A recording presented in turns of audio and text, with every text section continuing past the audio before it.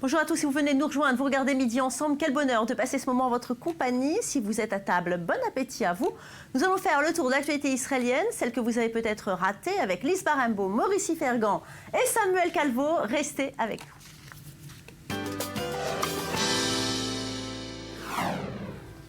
Et on connaît Israël pour ses startups florissantes, pour ses universités qui caracolent en tête des classements, pour ses oranges, voire même ses avocats savoureux. Mais Israël est trop peu connu pour ses produits laitiers. Israël est un énorme producteur. Les fermes du pays fournissent les étalages de tous les supermarchés du pays. Les explications tout de suite.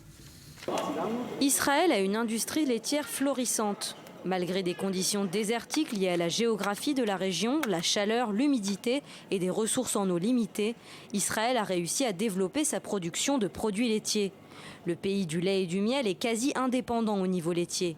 Les fermes israéliennes fournissent 80% de la demande, seuls 20% des besoins en produits laitiers proviennent de l'étranger. De la première ferme moderne établie au sein de l'école agricole de Mikvé Israël fondée en 1880 aux 940 fermes actuelles, le développement a été rapide. Aujourd'hui, des fermes de taille familiale cohabitent avec des coopératives laitières au sein de kibbutz et de moshav qui associent plusieurs structures individuelles à travers tout le pays. Le cheptel national est composé de 124 000 vaches de race Israeli-Holstein, une variété de bétail développée par un système génétique qui permet aux animaux de mieux s'adapter au climat chaud du pays. Les vaches israéliennes sont très productives. Elles ont le taux de rendement laitier le plus élevé du monde. Tous les ans, les vaches israéliennes produisent près de 12 000 kilos de lait. En 2013, la production de lait a généré 2,4 milliards d'euros de profit en Israël. Alors qu'à l'étranger, les vaches à lait pâturent dans la nature, les vaches israéliennes ne peuvent pas rester dehors à cause du peu de superficie disponible et de la moiteur du climat.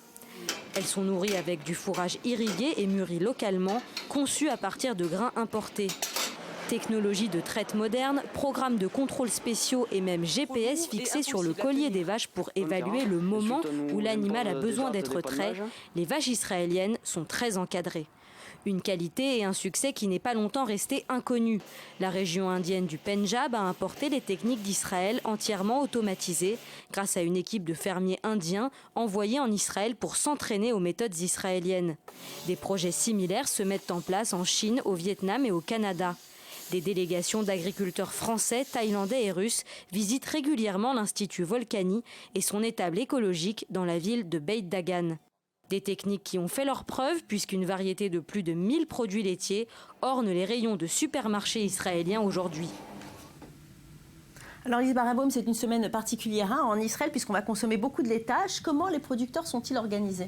Alors il y a 3 gros producteurs en Israël, c'est Tnuva, Strauss et Tara. Et les services marketing planchent sur cette semaine depuis des mois puisque la consommation de produits laitiers va être multipliée par 3 voire par 4 cette semaine. Donc c'est un enjeu commercial énorme. Alors ce qui est très en vogue cette année, c'est les produits à base de lait de chèvre ou de lait de brebis. Ce qui fait qu'une laiterie, la laiterie Gad, qui n'a que 2% de part de marché en Israël, a lancé 13 nouveaux produits cette semaine. Les autres producteurs se contentent seulement de changer les emballages pour les rendre plus attractifs. Et avec environ 1 milliard de shekels de chiffre d'affaires par an, on peut comprendre que les marques s'investissent beaucoup.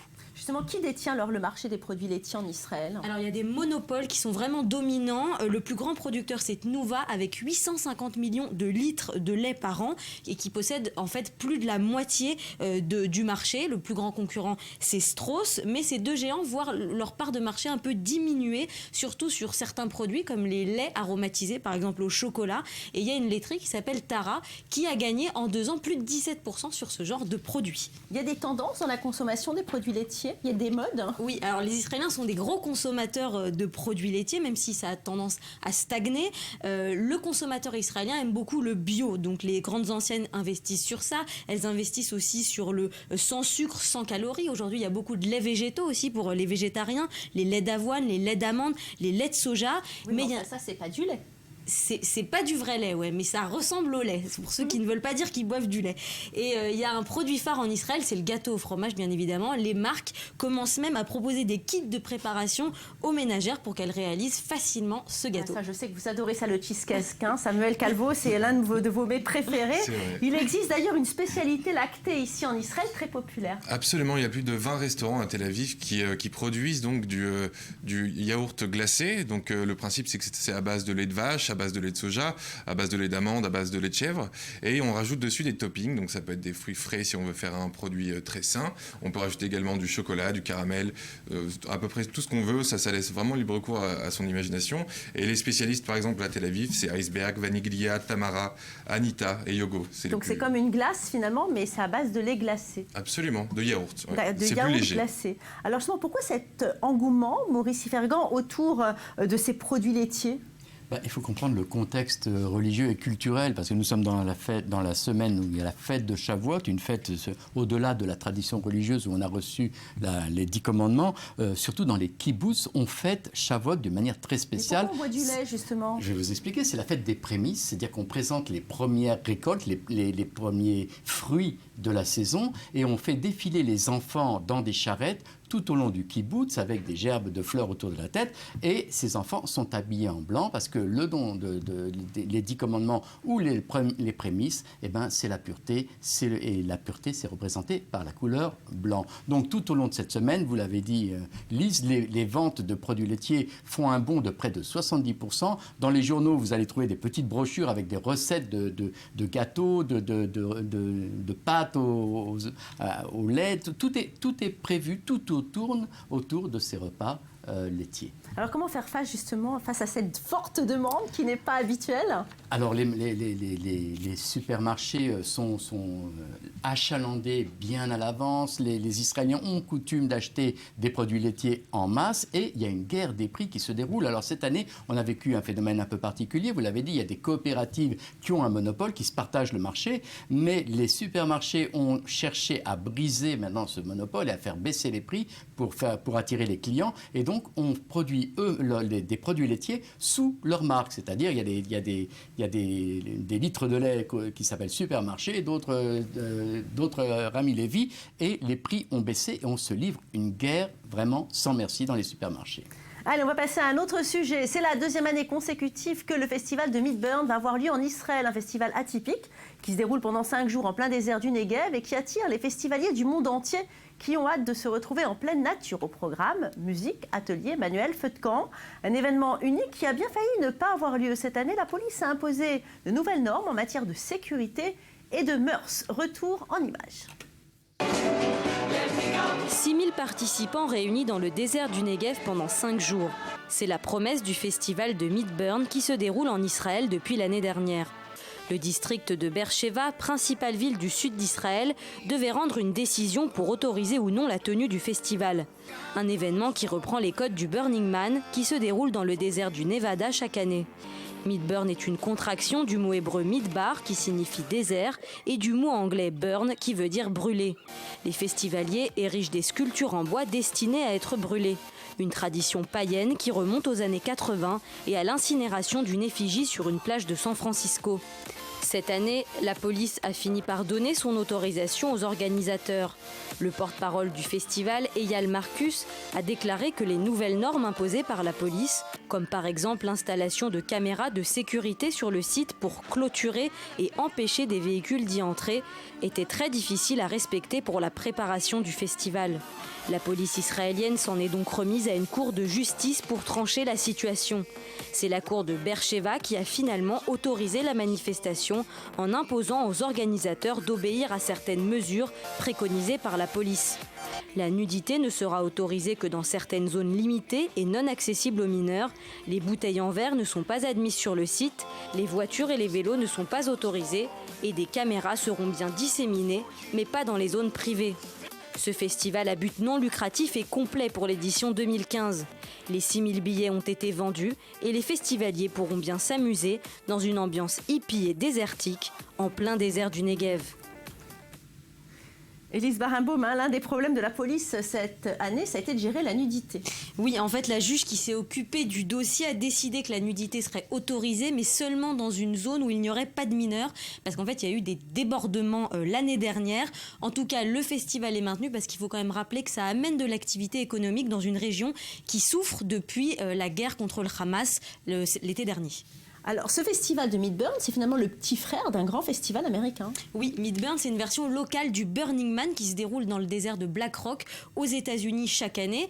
C'est né en 86 à San Francisco, puis ça a été délocalisé dans le Nevada en 90. Et en fait, ce qu'on fait, c'est qu'on installe une sorte de ville temporaire dans le désert avec plein d'installations artistiques. Et le temps du festival, ça devient la plus grande ville du Nevada. Alors, les festivaliers se retrouvent, ils s'habillent d'une façon un peu spéciale, ça fait un peu apocalyptique, tribal, et en fait ça a l'ambition d'être une espèce d'utopie temporaire qui permet vraiment l'expression individuelle de chacun. En tout cas, le roi des festivals aux États-Unis, vous êtes d'accord, c'est Coachella? Oui, Coachella qui se déroule sur 4 jours en Californie, c'est un festival qui existe depuis 99, un festival de musique qui rassemble les plus grandes stars comme Beyoncé, Rihanna, Nicki Minaj, et le magazine Rolling Stone l'a même sacré meilleur festival du monde. Oui, alors Midburn, c'est vraiment un petit festival, Maurice Barenbaum, mais ici en Israël, il y en a plein des festivals, et magnifiques, hein? Oui, ce qui est intéressant, c'est que c'est l'ouverture des festivals. Vous savez que de mai à septembre, on compte à peu près 70 festivals en Israël. Alors, je voudrais vous en proposer quelques-uns.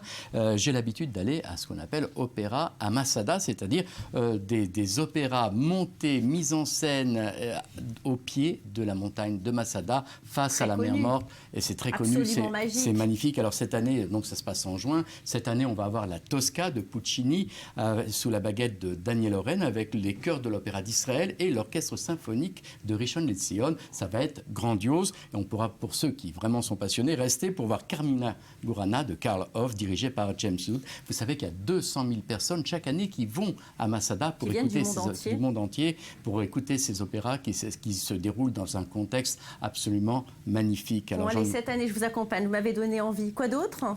Jazz sur la mer Rouge, c'est un festival de jazz qui a lieu la dernière semaine du mois d'août chaque année. Alors, ce qui est magnifique, c'est que ça se passe vraiment sur le port d'Eilat et on se trouve dans 3 salles à ciel ouvert entourées par des grands caissons de navires et pendant 3-4 jours, vous avez 12 représentations de jazz et surtout les fameuses jam sessions nocturnes dans les hôtels de la ville où les artistes viennent jouer pour les gens qui se trouvent dans les hôtels. Allez, voilà, si vous êtes des amateurs de jazz, allez rencontrer Maurice Ifergan cet été sur les bords de la mer Rouge pour ce magnifique festival de jazz. Alors maintenant, Samuel Calvo, après la musique, il y a aussi des endroits très sympas à connaître en Israël et qui ont d'ailleurs été repris dans de nombreux films. Effectivement, le Dan Hotel, c'est vraiment un incontournable de Tel Aviv.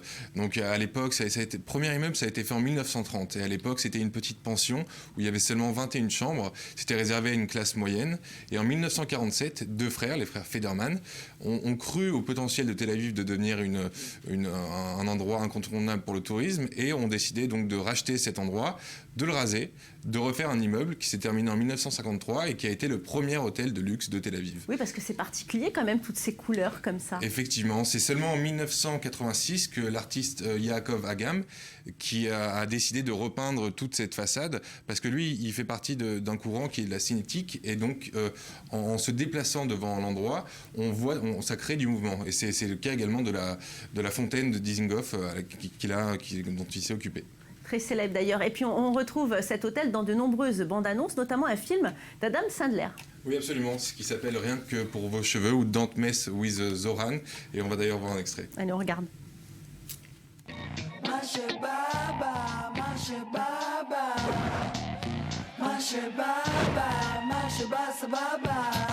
הלכתי קילומטרים, לא שאלתי למה 36 חודשים נתתי להם שמה בסדר עבר, אני לא עושה דרמה רוצה לספר, כל העיר הזו נמה אני חלמתי חלום, ואני מחפש את הפשע שבו אני המלצה, ואף אחד לא השאיר לי פשע מובץ עכשיו לך, אבל אין במים ערום על הבמה, וכולם פתאים לי לעיניים דיסקו, דיסקו, גוד, גוד דיסקו, דיסקו דיסקו, דיסקו, גוד, גוד Oui, la devanture de cet hôtel qu'on voit aussi dans le film avec Gérard Depardieu et Fanny Ardant, Hello Goodbye, lorsque ce couple justement de Paris décide de venir s'installer en Israël et qu'il ait eu cri désespoir devant cet hôtel, s'interrogeant sur le fait qu'il ait bien fait de venir ou pas. Alors Lee, justement, on va rester dans de la musique parce que ce soir, Israël s'apprête à chanter, à danser au son d'un boys band des années 90. Oui. C'est toujours à la mode, ça, les boys bands?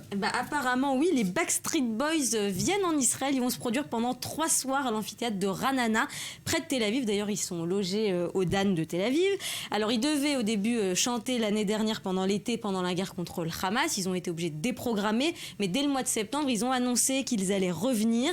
Donc, ils devaient faire au début un seul concert, mais ils ont été obligés de prévoir 2 dates supplémentaires parce que les billets se sont arrachés en 2 heures. Alors rapidement, la femme de la semaine, une très belle voix. Oui, Dionne Warwick, une chanteuse américaine qui a vendu 100 millions de disques au cours de sa carrière, qui est venue à Tel Aviv chanter, qui n'a pas cédé aux pressions des groupes qui lui demandaient de ne pas venir chanter en Israël, contrairement à Lauryn Hill. Et oui, une vraie diva internationale qui nous fera le plaisir de passer nous voir ici en Israël.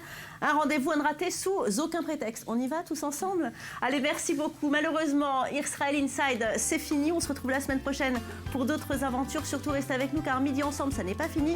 Tout de suite, notre séquence lifestyle avec tous nos chroniqueurs. Ils sont tous là pour vous. Restez avec nous.